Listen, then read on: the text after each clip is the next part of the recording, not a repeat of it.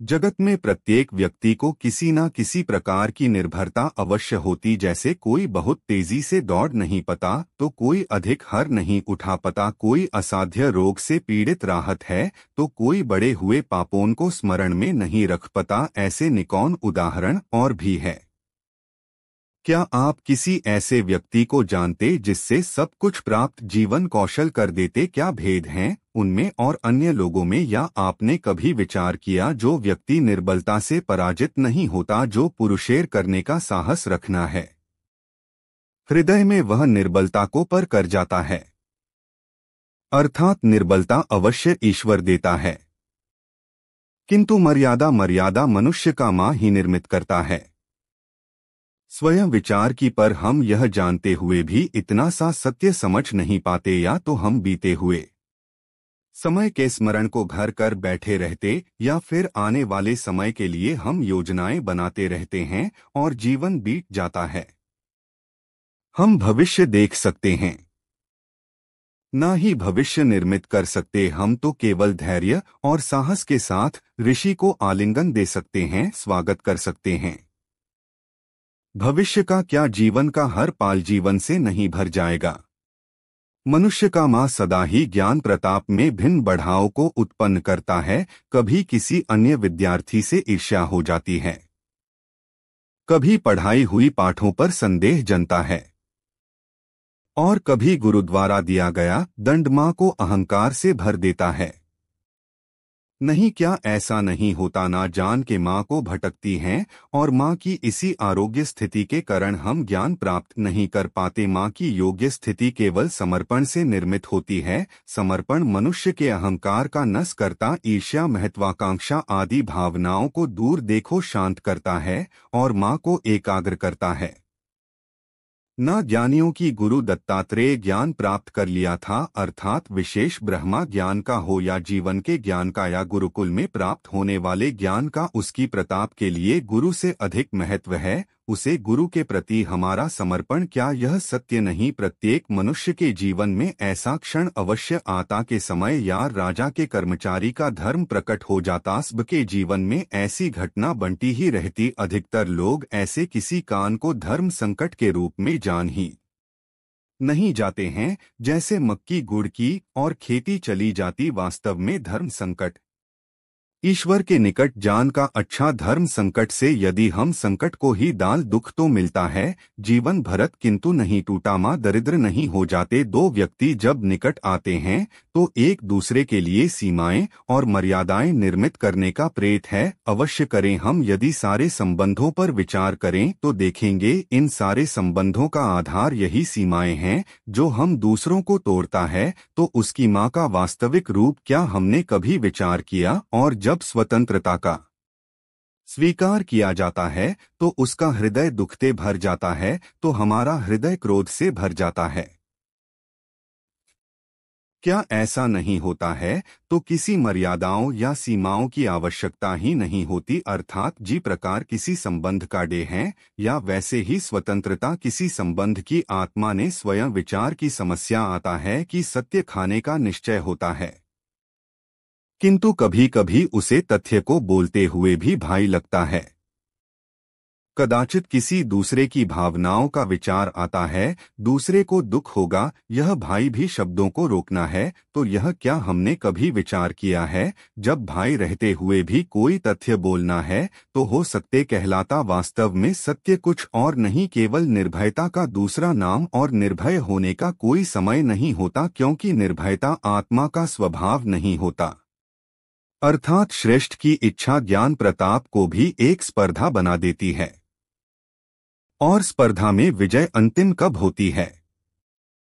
कुछ समय के लिए तो श्रेष्ठ बना जा सकता है, किंतु सदा के लिए कोई श्रेष्ठ नहीं रपता। फिर वही असंतोष, पीड़ा और संघर्ष जन्म लेता है। किंतु श्रेष्ठ बने के बदले यदि तम बने का पर्यटन करें तो क्या अर्थ है कि जितना प्राप्त करने योग्य है वह सब प्राप्त करना किसी से अधिक अपने की इच्छा से नहीं। मंत्र आत्मा की तृप्ति हेतु कुछ प्राप्त बने का पर्यटन करने वाले उत्तम कभी नहीं बन पता और पूर्वाभासों के आधार पर हम भविष्य के सुख दुख की कल्पना करते किंतु कल की संकट को आज निर्मोह करने से हमें लाभ मिलता है या हानि पहुंचती है। कीजिए।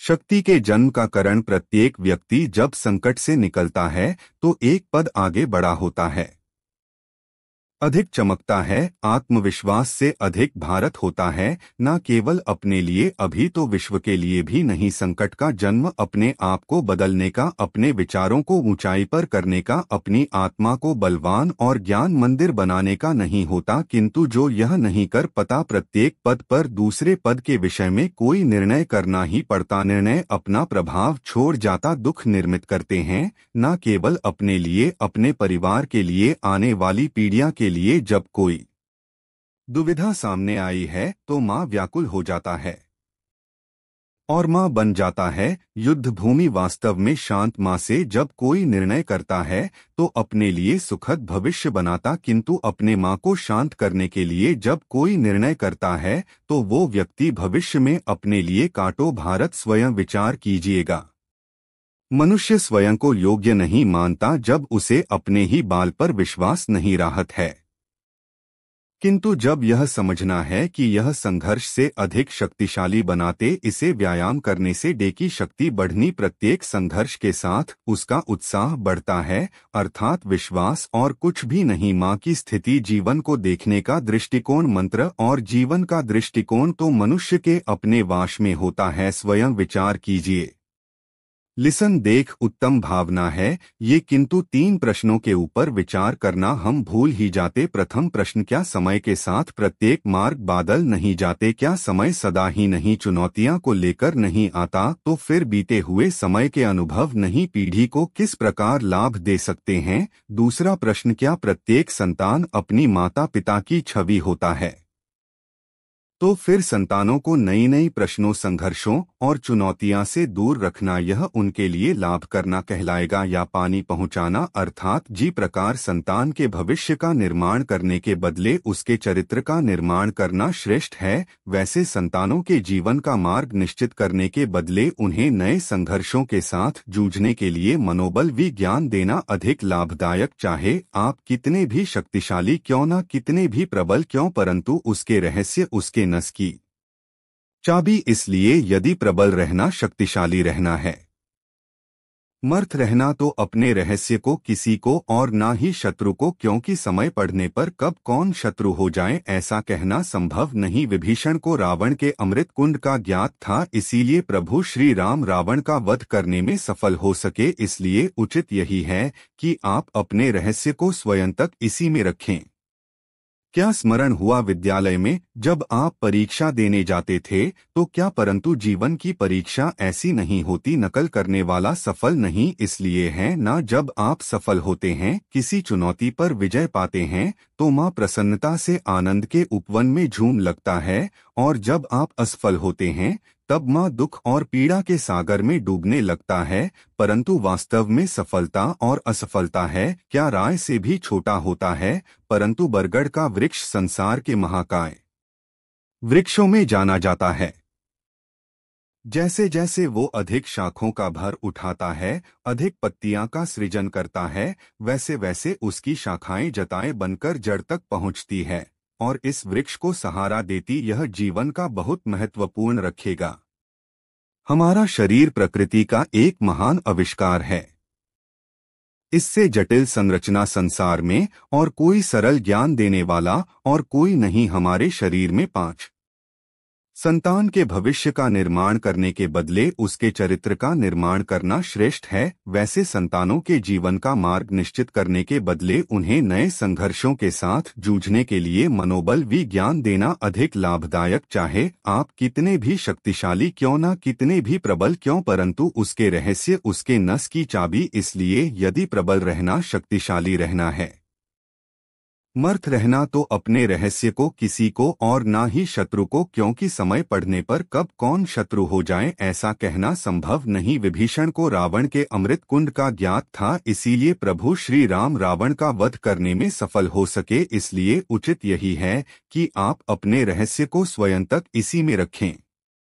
क्या स्मरण हुआ विद्यालय में जब आप परीक्षा देने जाते थे तो क्या, परंतु जीवन की परीक्षा ऐसी नहीं होती, नकल करने वाला सफल नहीं इसलिए है ना। जब आप सफल होते हैं, किसी चुनौती पर विजय पाते हैं, तो माँ प्रसन्नता से आनंद के उपवन में झूम लगता है, और जब आप असफल होते हैं तब माँ दुख और पीड़ा के सागर में डूबने लगता है। परंतु वास्तव में सफलता और असफलता है क्या राय से भी छोटा होता है, परंतु बरगद का वृक्ष संसार के महाकाय वृक्षों में जाना जाता है।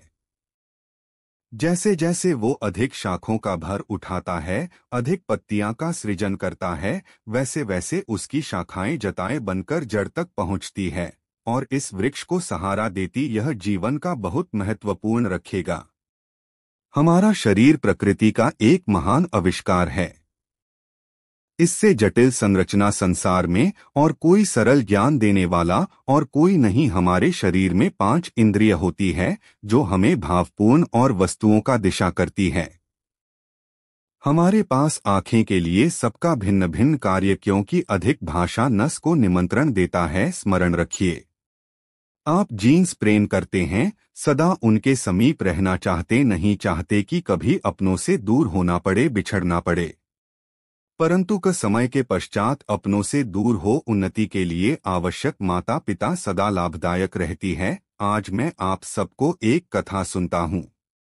एक दिन प्रातः एक व्यापारी अपने घर से निकाला। घर से निकलते ही एक बिल्ली ने उसे व्यापारी का मार्ग कटती। व्यापारी घबरा गया, वो फिर से घर लौट गया और शुभ घड़ी की प्रतीक्षा करने लगा। और जब वो पुनः अपने घर से निकाला तब वो वहां जा चुका था जिससे राजा तक पहुंचकर उसे भेंट देनी थी। राजा को भेंट नहीं मिली। राजा क्रोधित हो गए। राजा ने उसे व्यापारी का व्यापार बैंड करवा दिया। इस कारण व्यापारी क्रोशित होकर घर पर अपनी पत्नी से लाड़ बैठा। पत्नी अपने बच्चों समय में के वापस चले गए और उसे व्यापारी के जीवन में यदि कुछ रह गया था तो केवल अंधकार, और इन सब का कारण वो उसे बिल्ली को मानता रहा जिसने उसका मार्ग काटा था।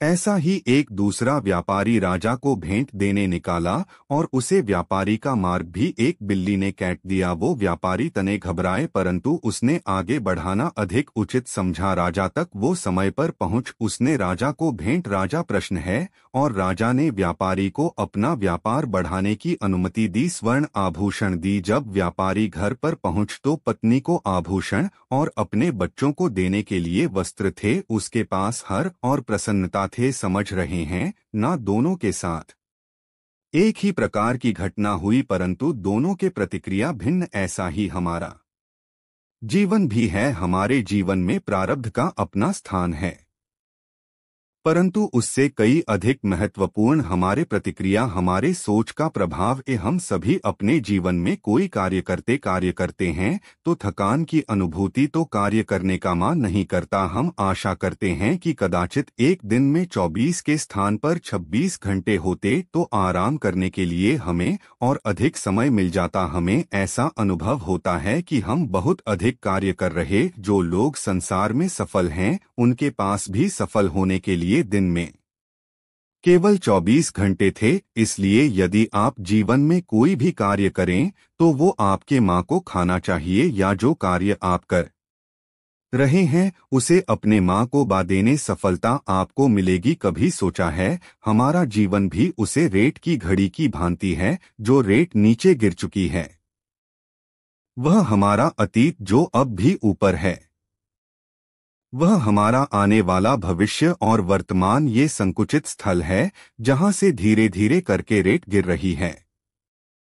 अर्थात हमारे पास जीने के लिए यही एक क्षण, उसका उपयोग कैसे करना है यह हम पर निर्भर करता है। जो बीत गया यही एक क्षण है, प्रश्न रहना है तो उसके लिए भी यही एक पाल है। प्रतीक्षा करते रहोगे तो यह पाल भी भूतकाल में बादल जाएगा। इसलिए आनंद के लिए, परोपकार के लिए प्रतीक्षा एन कीजिए। आपके पास जो पाल उनका भरपूर सदुपयोग कीजिए, क्योंकि इस घड़ी को पलटकर आप फिर से समय अवश्य जिन सकते हैं, परंतु अपना बीता हुआ समय आप वापस नहीं लौटा पाए। मनुष्य भी बड़ा विचित्र, तुम भविष्य में कुछ नहीं कर पाओगे। जब मनुष्य के पास भूल जाता है कि उससे भी अधिक शक्तिशाली कोई अस्तित्व में है, और वो है समय। कान कल अपना चक्र कब बदलेगा यह कोई नहीं जानता, समय अपनी करवट कब लगा यह कोई नहीं जानता। कोयला भी समय के साथ साथ हीरे में परिवर्तित हो जाता है। इसलिए जीवन में कभी भी किसी का भी उपहास नहीं उड़ना चाहिए,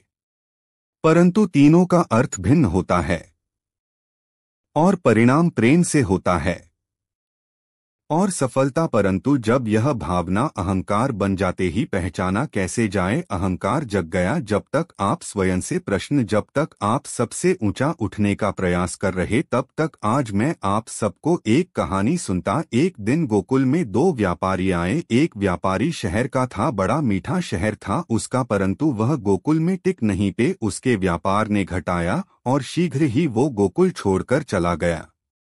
और दूसरे ही दिन वो पूरी बैलगाड़ी भर कर ले और धीरे धीरे पूरी मथुरा में उसकी भाग जाम गई। तो मैंने बाबा से पूछा कि ऐसा क्यों। बाबा मुस्कुरा, वह कितने उत्तम विचार हैं उनकी और उचित ही है। मनुष्य अपने जीवन सदैव अपने वचनों से उठाता है और अपने वचनों से ही गिरता है। इसलिए अपने जीवन में सदैव मीठी बोली बोलने का प्रयास कीजिए, आपका जीवन सरल हो जाएगा। मनुष्य की सबसे बड़ी दुर्बलता क्या होती है? मनुष्य की सबसे बड़ी दुर्बलता होती है उसके रहस्य। चाहे आप कितने भी शक्तिशाली क्यों ना, कितने भी प्रबल क्यों, परंतु उसके रहस्य, उसके नस की चाबी। इसलिए यदि प्रबल रहना, शक्तिशाली रहना है, समर्थ रहना, तो अपने रहस्य को किसी को और ना ही शत्रु को, क्योंकि समय पड़ने पर कब कौन शत्रु हो जाए ऐसा कहना संभव नहीं। विभीषण को रावण के अमृत कुंड का ज्ञात था, इसीलिए प्रभु श्री राम रावण का वध करने में सफल हो सके। इसलिए उचित यही मित्र युवावस्था, और इसी अवस्था में मनुष्य के भीतर पनता है और फिर मनुष्य अपना सब कुछ उसे पर न्योछावर कर, क्यों सबको अपने खट्टे मीठे संस्मरण स्मरण हुआ। माता पिता और संतान के मध्य विचारों का विरोध प्रारंभ हो जाता है। संतान को लगता है कि उसका चुनाव जीवन साथी चुनने की समझ संतान में है ही नहीं। अपने उत्तरदायित्व का, बहन और अपनों से बड़ों के मैप दंडों का भर विवाह करने से पूर्व यह जान लेना आवश्यक, विवाह केवल अपने प्रेम को अपने का मार्ग नहीं, अब तू विवाह, क्योंकि जल को सागर में जाकर मिलन ही ठीक। ऐसा ही हमारे साथ भी होता है। हम सत्य अपने माँ के मेघना में चाहे जितना छिपने का प्रयास कर लेने, परंतु समय की आंधी उसे वास्तविकता के पर्वत से ले जाकर के टकराकर हमारे समक्ष ले ही आई है। जी भाई के कारण आप सत्य को सामने नहीं लेकर आना चाहिए, हमारे समक्ष आकर खड़ा। इसलिए सत्य से भेज नहीं, उसे छिपाई भी नहीं। भविष्य की बड़ी विपत्ति से बैक जाएंगे। यो शक्तिशाली से विवाद करने से बचाने के लिए आप मौन रह जाते, मानता ऐसा करने से आप एक विवाद से बैक जाते, एक संघर्ष से बैक जाते, परंतु ऐसा बचाव एक बड़े संघर्ष को जन्म दे देता है। कैसे हमारा मौन रहना अनजाने में उसका समर्थन बन जाता है।